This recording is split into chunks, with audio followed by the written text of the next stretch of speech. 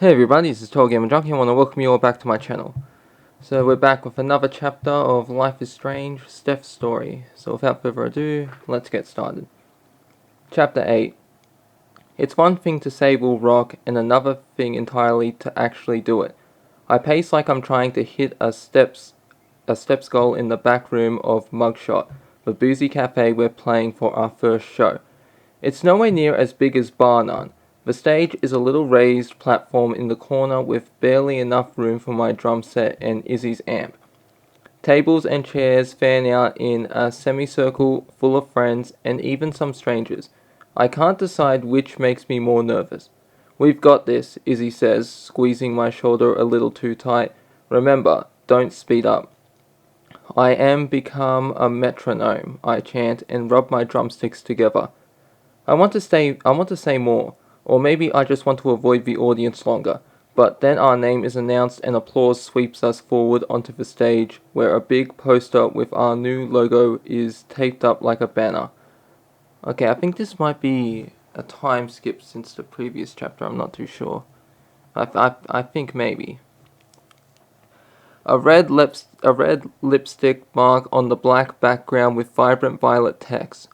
I tried to get as close to the purple eyeshadow as I could with my colored pencils on short notice. I'll do another draft soon with better supplies, but for now it's cool to see my art up there. Like I got to have a contribution to the band beyond just keeping time. I don't even make it all the way behind the drum set before I screw up, crashing into the ride cymbal head first. A loud clanging sound punctuates my entrance, but luckily I avoid any major injuries. Geordie and Ellie are in the very front, both wearing matching grins. Geordie's sporting an I'm with the band t-shirt, and Ollie has a little red kiss mark on his cheek to match our new logo. We didn't have time to make merch for the gig, but I'm glad to see they made do anyway. A few rows behind them are Leah and Rain, and by the door, my dad is craning his neck to see over the crowd. He's got one of those goofy proud dad smiles, and he flashes me a thumbs up when I catch his eye. "Wear drugstore makeup," Izzy says into the mic. Her amplified voice soothes my nerves, my heartbeat slows, and I loosen my grip on the drumstick. "Don't forget to tip your barista and get ready to rock." And we do. Playing with Izzy on stage is a totally different experience from practicing in her garage. It takes me a minute to adjust to the acoustics in the cafe. It's bigger and there are no sound-absorbing pads on the walls, but the energy of the audience is electrifying. As Izzy sings and sometimes shouts into the mic, people whoop and cheer. It's almost otherworldly. This collaborative moment between us all, it isn't just mine, it isn't just Izzy's, it's all of ours together. We play mostly covers: Gore Gore Girls, Paramore, Bikini Kill. Those sound like the first and third one. Those sound like cool zombie movies. I don't know. I don't know why. They sound like titles for zombie movies. Izzy insists we should fill our seat list with mostly female vocalists since they are so underrepresented in punk. Okay. But she makes an exception for Good Charlotte's girls and boys because, as she explains to the audience, if anyone's going to sing about how girls don't like boys, it should be lesbians. For our last song, we play Izzy's Riot Pride. Izzy thanks the audience, and when she announces we're closing with an original, the crowd goes wild. How much of that is just Geordie and Ollie being the best groupies imaginable, I don't know. But I don't really care at this point. I'm having such a great time that even if some rando told us we sucked after the show, I don't think I'd believe them. When it's over, I barely make it down from the stage before I'm engulfed by friends. "Steph, that was so cool," Geordie shouts into my ear at an entirely unnecessary volume. "Wait, is it supremely uncool to say so? I don't know the rules." I shrug and grin into his embrace. "I don't know the rules either." "Great, okay. Let's not tell anyone." Ollie elbows in to get his turn too. "Cannot believe you were this talented, and you, what, forgot to tell me?" "Forgot," I hug him back. "I withhold that information on purpose. How else am I supposed to create a sense of mystery?" "Drinkies," Geordie suggests, "are a treat. Don't you have the morning shift?" I ask Sure you want to stay out late? He had some kind of vanilla coffee and Kahlua drink about an hour ago. I think it's going to be a late night either way. Ollie pinches Geordie's cheek affectionately and adds, "This one's a little caffeined." Oh, that's a great name for a new drink at the cafe. While Geordie and Ollie argue about the recipe for their invention, I greet Leah and Rain, who've made their way over to squeeze me from both sides. Leah apologizes for Wes's absence, though it's not necessary. They have a noise sensitivity rock. Wait, sorry. They have a noise sensitivity. Rock concert isn't exactly their scene, Mr. Full Stop. Rain scrunches up their face, little wrinkles rippling over their rosy brown skin. They want to send flowers for you, but they trail off, exchanging a knowing glance with Leah. Leah jumps in to finish for them. It's not a ballet recital, you know. That certainly doesn't stop Dad from presenting me with a handful of wild flowers, lupins and poppies and Queen Anne's lace. I'm so proud of you, sweetie, he says, squeezing my shoulder. It's an awkward exchange. We're still not practiced at physical affection or even just conventional affection. I almost expect him to slip out of the cafe before the end and email me his congratulations on a gig well done. Yeah, he's just really, I mean, I don't really want to get into it too much, but, when you see, I've noticed, of a lot of these readings, they really don't like the fathers, you know what I mean? They don't like parental figures if they're straight or white, but if he was black and gay, I bet the relationship would be great, but, I mean, it's just, but anyways, not really going to get into that, going to keep reading. Did you pick these? I ask, half aghast, half impressed. The stems are untidy and the foliage still wild. A florist wouldn't be so sloppy, but honestly, I'd prefer a collection of thoughtfully plucked weeds to any pristine store-bought bouquet. They're beautiful, if not exactly appropriate. You know me, I haven't been outside in a century, Dad laughs. It's our little joke that he's secretly a vampire since he's such a hermit. No, those are from Renee. You remember that co-worker I was telling you about? Hello, a white woman about my dad's age with curly brown hair and treble clef earrings waves at me over his shoulder. When your dad told me you had a gig, I insisted on tagging along. Music is a joy to share, and your band has such a fun energy.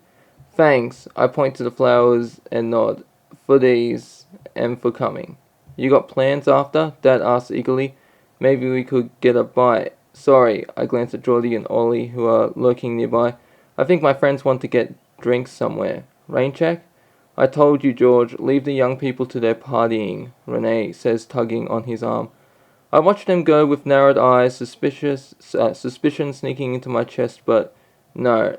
My dad's too awkward to get a girlfriend. But then, I thought that about myself too, and look at me, all girlfriended up.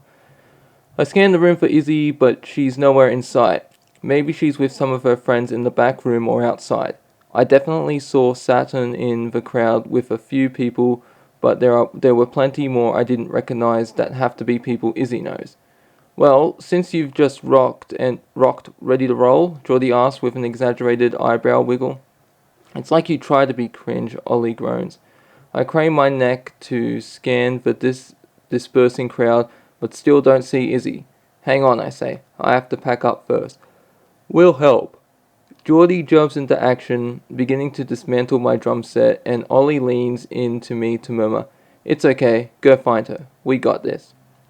I don't even get my fangs out before Ollie joins Geordie, and they fumble their way through taking the drums apart. Even this silly little task is fun for them together. I love that for them, the simple joy of just doing mundane things with the person you care about the most, it's nice. It's less familiar than I want it to be.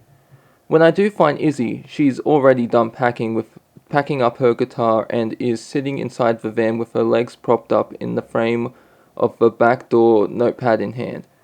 What you writing? I ask, tossing my drumsticks into the cup holder in front. She doesn't respond right away, scribbling furiously. Okay, hold on. The hell? Okay, sorry, this button wasn't working to turn the page. New song, same song. Her voice is clipped, her brow pinched in concentration. I thought it sounded good. I placed my fingers lightly on her knee. Yeah? Her eyes flicker up to mine, uncertainty embedded deep in her irises. I think the third verse needs some work, and maybe we should add a guitar solo. I nod and smile. Okay, sure, that could be fun. Maybe we work on it tomorrow? My friends want to go outside and celebrate. It's okay, you can go. I'll do this myself. My chest constricts painfully. Are you sure? You are invited, you know. Plus, I think I saw your housemates waiting out there for you. She sets the pen down and sighs. Yeah, okay. Guess I should check in with them. Do you want to invite them along, maybe? We could all go out together. Nah, she swings her legs down from the van and lands beside me. I want to work on this some more. She won't meet my eyes, and her avoidance hurts almost more than her words. Did I do something wrong? Do you not want me to hang out with your friends? I ask, the words soft on my tongue. I know I'm still new to this, but I will get better at drumming and stuff. I promise you can bring me to your cool punk parties and I'll be chill. What? Oh no, Steph, no. Her hand finds my waist and she pulls me closer. You were great. I just want to get this right.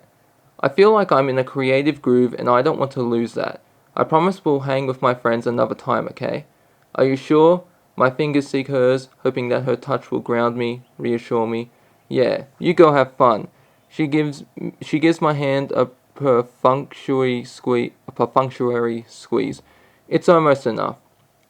Izzy makes good on her promise a few weeks later. Okay, so we're doing time skips. Alright. Party at my place, 8 p.m. Her text comes through while I'm still at save point, so I finish my shift and hurry home to scarf down some boxed mac and cheese and change.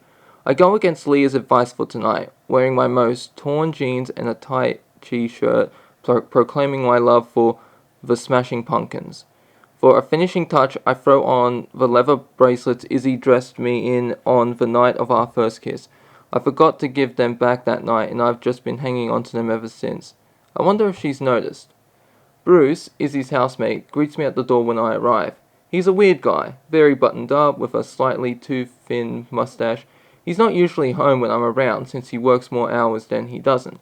But on a few occasions I've passed him in the kitchen or the living room, he's always been pleasant. Welcome to the party, he shouts over the music and hands me an empty plastic cup and a Sharpie. Reduce, reuse, recycle. I give him an off-kilter salute and scribble my name on the outside of my cup before heading inside. The living room has been transformed into a dance floor, neon lights crisscross through the space, and the seating has been carted off somewhere to make room for a DJ table, behind which Saturn is spinning tunes. I give them a quick wave before ducking into the kitchen to fill my cup. You made it, Izzy captures my lips with hers. She tastes like sharp mint and raspberry. Come on, got people I want you to meet. She drags me out to the backyard, fingers laced with mine, and over to a group clustered by the fence. Everyone, this is Steph. Izzy points at me with a grin on her face. Girlfriend, drummer, coffee connoisseur. Hey, I nod to the group, eyes sweeping over them. There's about a dozen people out here enjoying the Seattle summer evening, not to mention the crowd inside. It strikes me all at once how many people Izzy must know. I'm pretty savvy when it comes to socializing, and even I couldn't come up with a guest list this extensive. There is so much of Izzy I still don't know, so much of her that exists outside of us, outside of me. I glance to see her expression awash with pride. Her eyes are trained on me, bright and brilliant, like she's actually excited to show me off, like I'm special, and damn it, under her gaze with her hand in mine, maybe I am. The myth, the legend, a tall white guy with gouges in his ear and a t-shirt that says pro-union, reaches across the gap to shake my hand. Heard you drummed up quite the audience for your first gig. Jerry, I swear to God. The girl beside him smacks his arm. Ignore him, he makes puns instead of having a personality. I'm Ronnie, guitarist of Attack O-Lanterns. The rest of the group introduces themselves one by one. They all have names and bands, only half of which I remember an hour later once I've been thoroughly paraded around what seems like every person in Seattle. Izzy pulls me into the dance floor and tucks her face into the crook of my neck. The music is fast and hard, but Izzy's energy is quiet and soft as she leans into me. I run my fingers through her hair and sway to her beat. It's counterintuitive to all my drummer training, but I'd rather be attuned to Izzy's rhythm than Sun 41's. We stay like that for a few songs, wrapped up in each other, then Izzy slides from my grip and gestures to her empty cup. I can't hear her over the music, but I understand her meaning well enough. After she slips away to the kitchen, I find myself shuffled into a conversation with Jerry, the guy from outside, who is patiently explaining to Bruce the many types of unions for which he is pro. All of them. Really, man? Obviously, I'm pro-labor union, pro-martial union, pro-union army, I suggest. See, Steph gets it. Jerry gives my arm a soft pinch.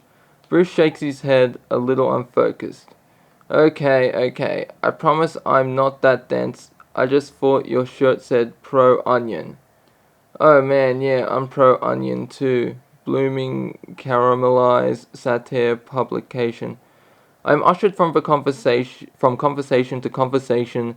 Ronnie grabs me to talk about the best coffee in Seattle, a debate for which I'm highly qualified, and Saturn asks me to DJ while they take a bathroom break for just a few minutes. It's way longer than that, and pretty soon I'm picking songs myself. I watch the room carefully, but people don't leave the dance floor. In fact, a few cheer me on, and I feel somehow like maybe I actually belong here at this party, with this music, with these people. When Saturn returns, I relinquish their seat and go in search of Izzy, following her path to the drink station. It's been at least a half hour since she disappeared, and after a quick glance around, she's still nowhere to be seen. Maybe she went back outside. I reach for a bottle of rum, the taste of Izzy's mojito still lingering on my lips, but my hands collide with someone else. Good taste. I look up to see a familiar face framed with cropped brown hair, an eyebrow piercing, and an expression verging on sour. It's one of the other girls from Vinyl Resting Place. Oh, hey, you're I trail off, realizing I don't actually know her name. Bellamy, she supplies. Ah, I was close. I was gonna guess something starting with the letter B. It's way meaner than I intend, and I wince an apology she doesn't really deserve, but I probably owe suspended on my lips. That is fair, honestly, she says before I can take it back. Sorry about all the drama. Astrid and Izzy have always been a bit radioactive, and the blast radius is brutal. Yeah, sounds like it. I take the rum from her when she's done, but don't pour. Have you seen her? Astrid? Are you kidding? She's not here. Tara and I got the invite from Mariana, but we're not stupid enough to bring Astrid. I know, I meant Izzy. I cast my gaze about again. Think she went to the garage, Bellamy says with a shrug. Hope you find her. See you around. Sophie? I don't bother correcting her. My heart beats high in my throat and my eyes flit to the garage.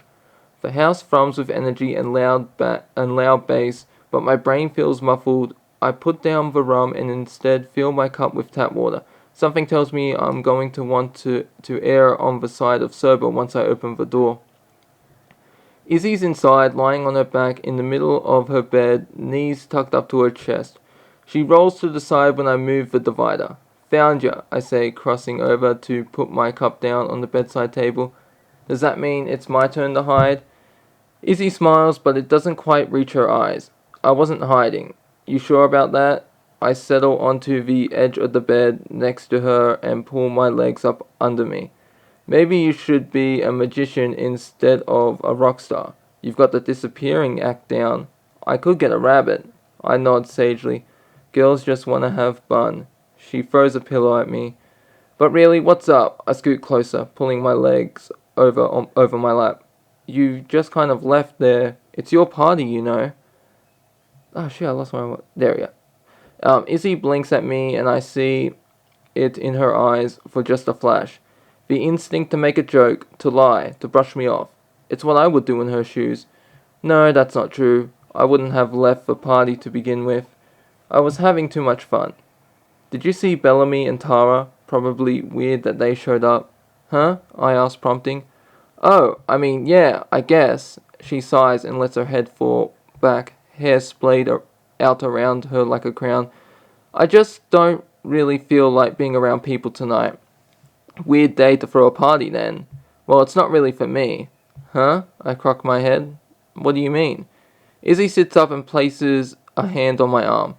You wanted to party with my friends. You said so after the show. The party's for me? To hang out with your friends? She shrugs but doesn't meet my eyes. Yeah, sort of. A hollow feeling fills my stomach.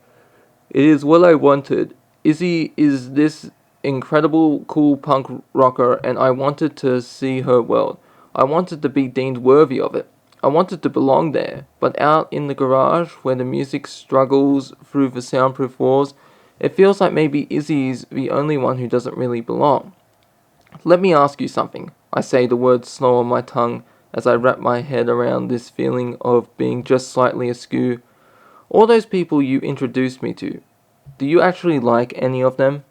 What? The word comes too quick, too hard.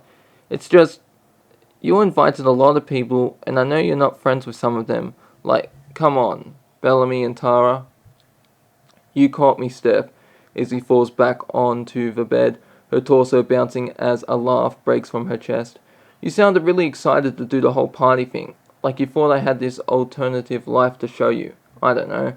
I like that you saw me as some punk princess, punk rock Barbie or whatever, but I don't really even know half the people here. Mostly for them, most of them are just people from bands I've played with. People I know from the scene because I gave them a bloody nose in a mosh pit. The only reason I know any of these people is because of Astrid and Vinyl Resting Place. Those girls, they were my friends, and without them, I don't really know how to be a girl you want me to be. I'm just Izzy. There's absolutely nothing just about this girl before me. Izzy's eyes are closed, her mouth a little open, her shirt is slipping down off one shoulder, revealing a bra strap clenched too tight, digging onto her skin. She looks peaceful and serene, and she isn't just Izzy because she is everything. Izzy, I say her name softly as I lie down next to her, the syllables catching in my throat and all the other words I want to say dissolve on my tongue. There is only her. It's okay. You can go back in. Enjoy the party. She pulls her hands back to her stomach, knotting her fingers together just above her navel where her shirt rides up. I don't mind hanging by myself. And maybe in another life, I would do just that. Maybe I'd return to the noise and lights and crowd of bodies. I'd drink and I'd dance and I'd soak up the energy of these people I was so eager to meet. But it feels empty. Knowing Izzy is here, feeling friendless, feeling like a disappointment, I curl my body to fit against hers and trail my fingers along the bare skin of her shoulder. Not a chance, I whisper against her lips just before I kiss her. Tonight, I'm hosting a party for two. Alright, so that's the end of Chapter 8. Hope you all enjoyed it, and I'll see you all in the next one. This is TotalGamerJunkie, signing off.